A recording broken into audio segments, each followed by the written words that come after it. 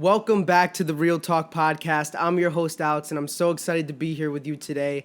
If you're new here, I just want to say welcome, and I hope you join us on this long-term journey. I'm really excited for today's episode. It's going to be a lot of fun, and I'm super excited to reveal one of the co-hosts of the Real Talk Podcast. He's a baseball player, a tradesman, and a close childhood friend of mine. Let's get a round of applause for Jack. Hey, buddy. What's going on? Great to have you here. Thank you for coming on the podcast. Yeah, thank you for having me. Being a co-host on the podcast. Yes, sir. How does that feel? Feels great, man. Thank you for having me. Yeah, I have a couple questions and a couple things I want to dive into today.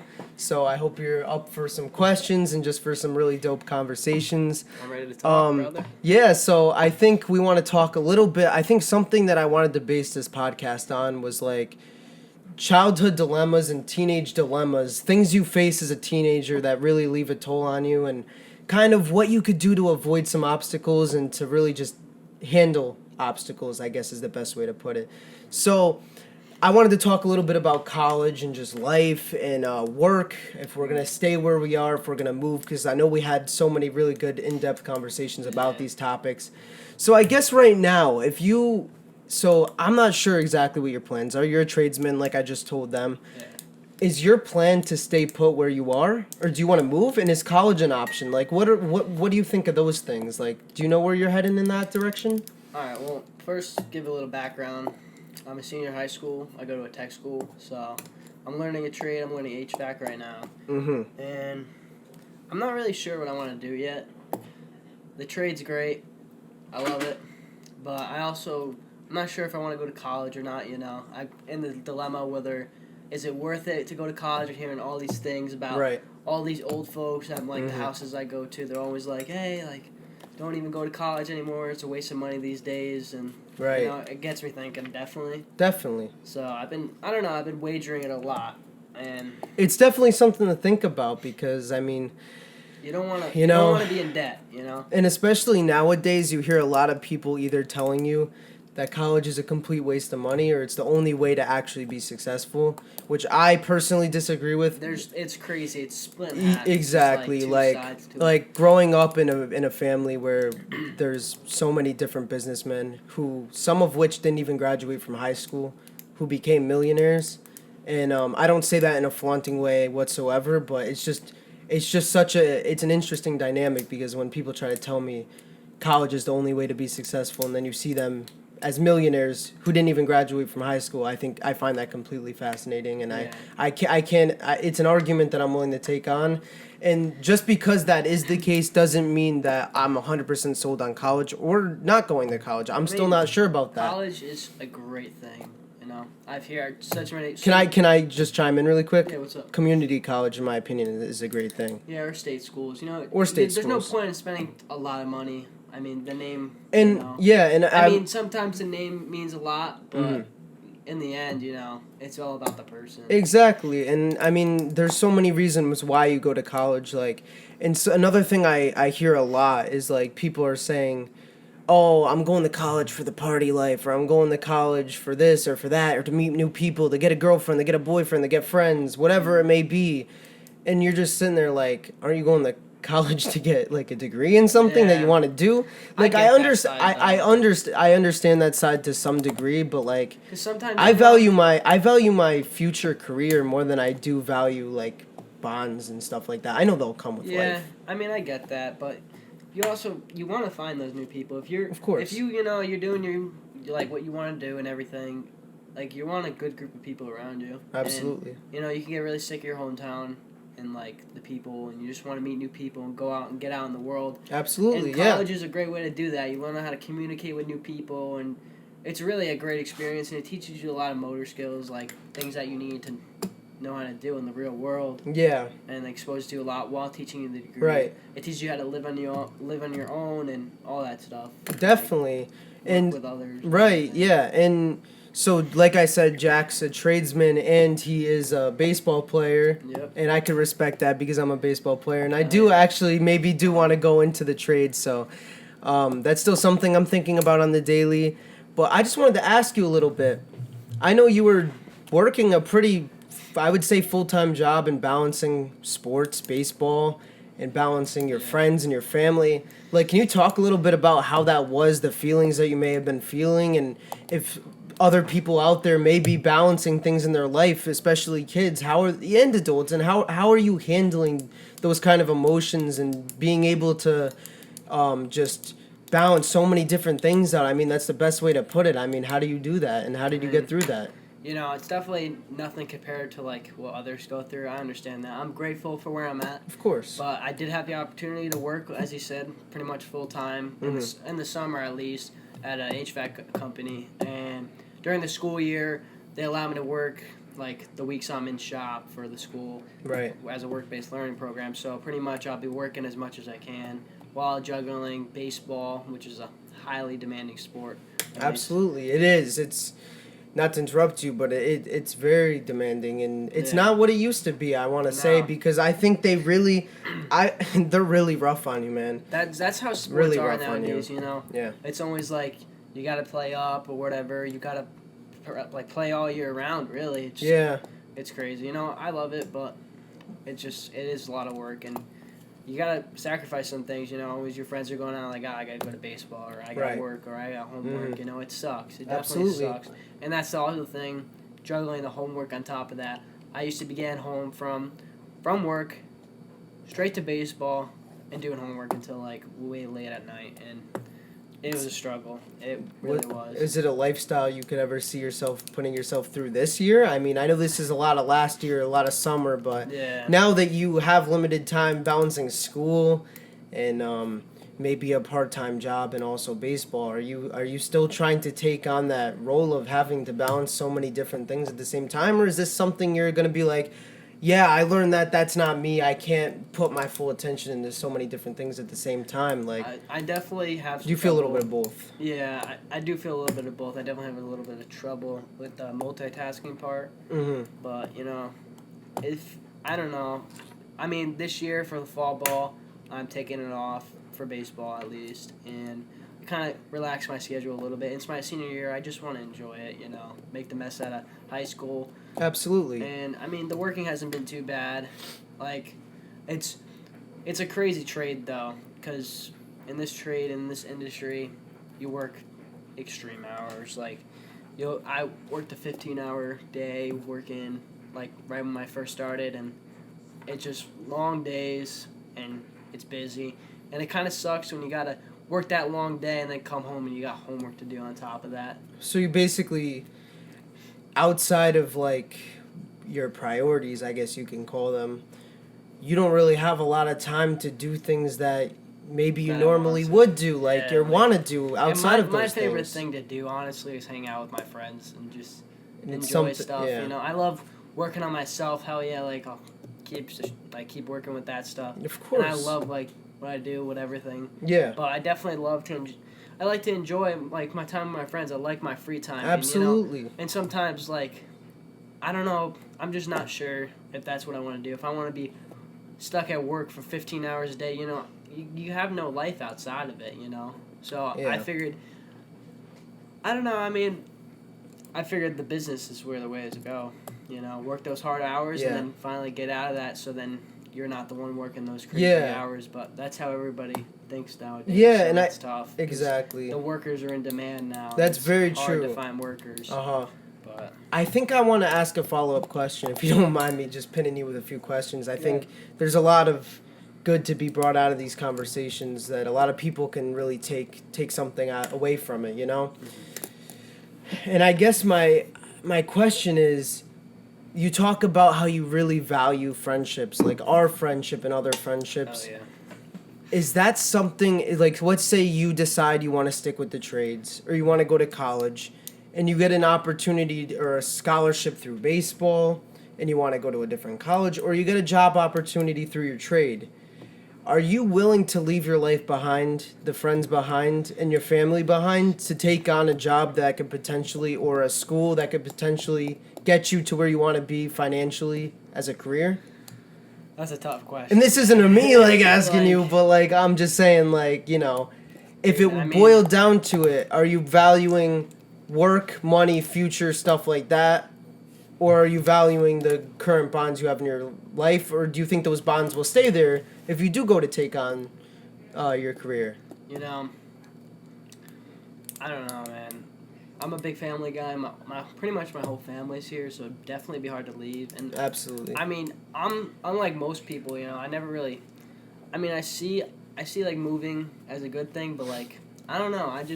I never had that much interest in it because I know when I'm older, I want to travel places and everything, but I don't see the need to move there or whatever. You know, I want to move around Connecticut, but I don't know if I'd move, and I don't think I'd be put in the position to where I have to move for my job especially if I'm doing HVAC. You could find work anywhere. Yeah. That's one beautiful And thing about the trades.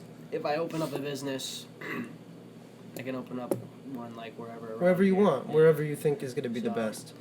I mean, to answer that question, I mean, I would say I'd probably want to be put in that position, but I don't know if I'd be able to do it or not. It depends. It just kind of depends on the situation, to be honest. There's a lot of different factors, and that's completely understandable.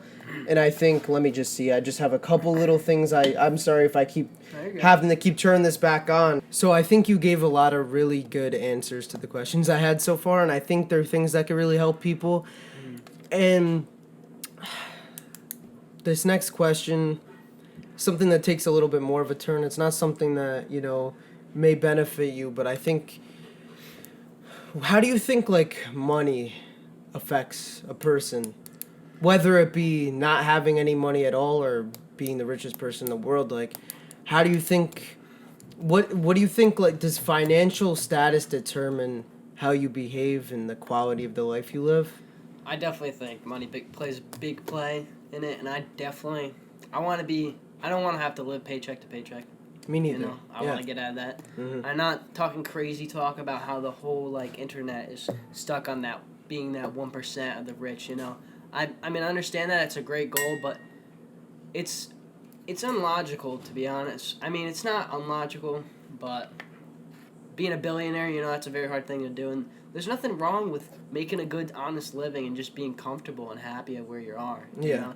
I don't say you don't need millions and millions of dollars, but you definitely want a good paying job so where you don't have to worry too much about bills. The more money, the better, but whether you have a stable family and a house to live under, you're not living paycheck to paycheck and not worrying too much about the bills, but right. You have enough to cover it. Uh-huh.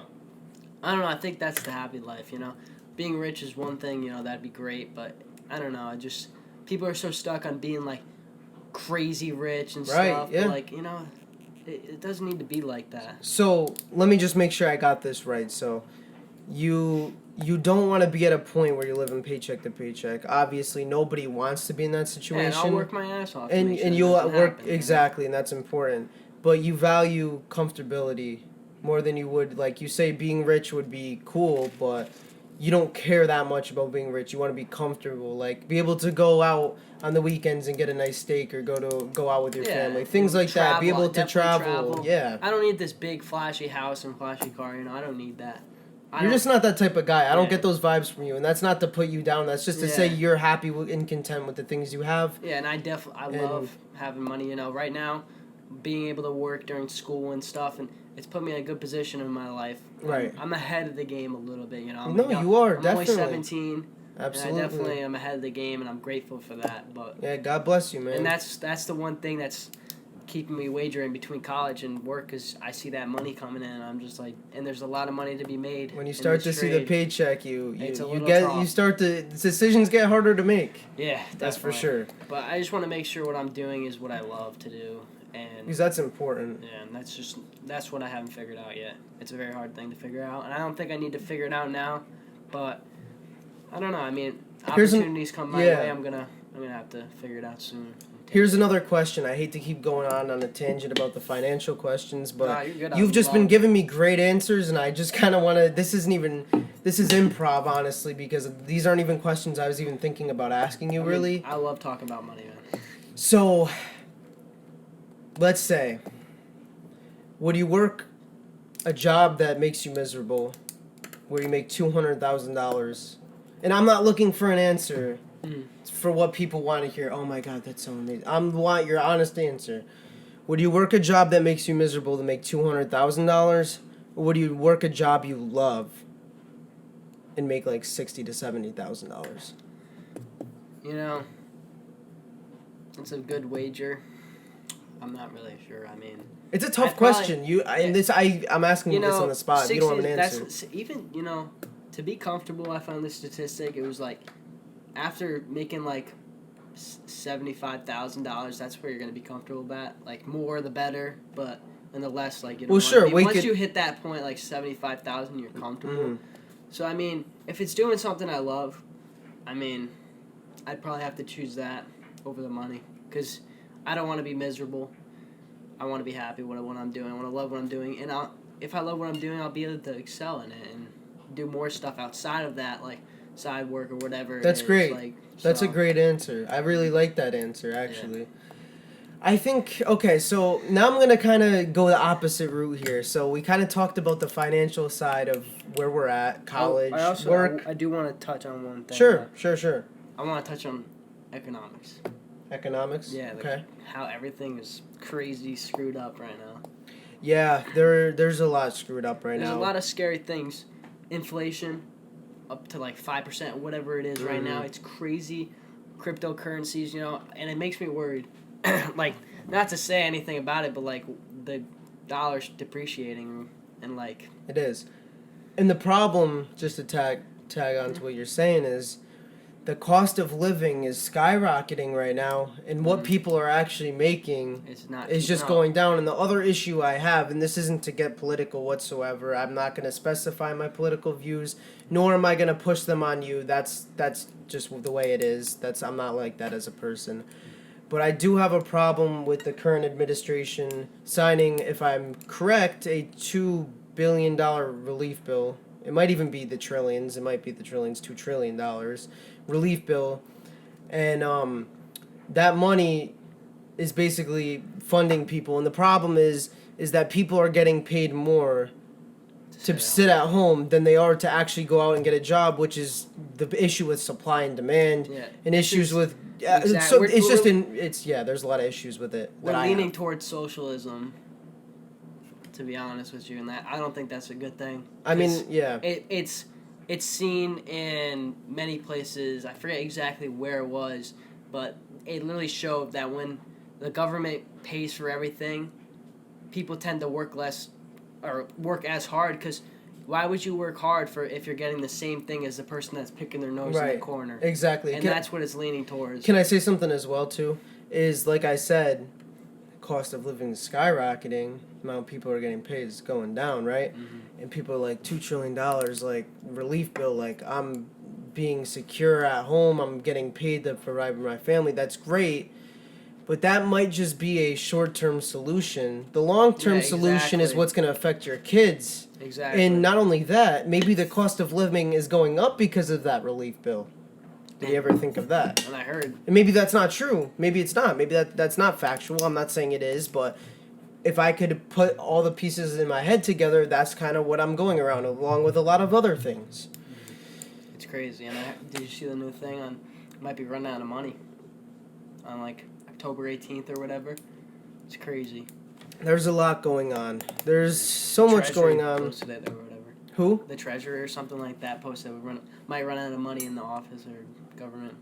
Yeah, another thing I really don't like, and this is going completely off tangent here, but in terms of political stuff, like. And I suck at. I want to make a point. I'm not fully educated on it, but I just. Nobody can be fully educated on it. Things change every day, and there's no way to stay 100% informed. But, I mean. You know what? I think we're gonna put that on hold because I think that'd be a really good maybe next podcast or podcast to come in the future. All right, but as I was saying, I'll keep touching on the economics. Yeah, keep touching. I found this crazy thing. So there's a scale about how the ideal money should be like proportioned, and what we're trying to do now with the socialism is take money from the rich and give it to the poor. To even out that scale, because it's looking like it's looking like this, to be honest. Get a little crafty. All right, he's getting crafty here, guys. So, there we go. Maybe you could hold it up for them so they can see. You're probably already going to, but. So, the lower class right now is below poverty line. This is the poverty line. Some of the lower class is below that. And the middle class, nowadays, the middle class is suffering because they're almost exactly like the lower class. They're poor. And the wealthy, the upper class, is insane. There is so much money up to be made up here, and it's so unproportioned. All the wealthy people, they just make so much money. And the ideal thing is to be lower class is above the poverty line, and it goes up even more middle class to where middle class is comfortable, and the upper class is not crazy amount of money, but like up at a line, it ends off. So it's crazy how unproportioned it is and how much money is being put into the people that are just taking advantage of the system and using all that money. It's crazy, and I was just learning about this in class, so it's kind of hard to explain, but I thought that was pretty crazy. Definitely. Because I don't want that to the ideal looks perfect, the middle class is comfortable, and but like the right now, comfortability is going away. Yeah, right now the middle class is almost exactly equal lower class. Yeah, and the lower class is turning into poor, homeless, and the middle class is turn into the lower class. And that's what they're trying to do with socialism, is take from the rich and put it to the poor. Taking from the rich, you want me to tell you why I think taking from the rich doesn't work? Yeah, it doesn't. It's a short Because the term. thing is rich people are owning big corporate organizations. Like, let's say a rich person owns Walmart, the whole franchise, right? Mm-hmm. If you make that person richer, what are they going to do? They're going to open up more Walmarts. Yeah. And what are they doing when they're opening up more Walmarts? They're employing over 100 different people. Mm-hmm. And what are those 100 different people? Lower class people. Yep. So that way you're occupying people with jobs. I think workers need to be paid more. Workers do need to pay more, but here's the other issue I have. The other issue I have is I don't think personally raising the minimum wage is a good thing. Because, let me touch on why. Because the problem with that is that, say, Walmart employees, McDonald's employees are each getting paid minimum wage, let's just say $15, right? Well, minimum wage right now is $13. $13. There's talk about 15. I'm just being, but I guess what I'm trying to say is if you're so you're paying your employees $13 an hour minimum wage. What happens? So say this is what I was trying to get at. So they're trying to raise it to $15 if I'm correct, right? Yep. The problem with that is private corporations really need to private businesses need to thrive. Like, so let's say I own a little breakfast joint on the side on the side of Route 5 or whatever it is. Yep. And I am sorry about that. It's always I got to put my things on do not disturb. You can take it. No, it's fine. So let's just say, like I said, I own a private business. I own a restaurant on Route 5, and I'm really trying to make that business grow. Okay? So here's the issue. The issue is if the minimum wage gets raised to $15, I now have to pay my employees more money out of my pocket that I can't afford to pay. So what happens to my business? The goods cost more. The goods cost more. I have to raise the prices, and my business overall fails. Mm-hmm.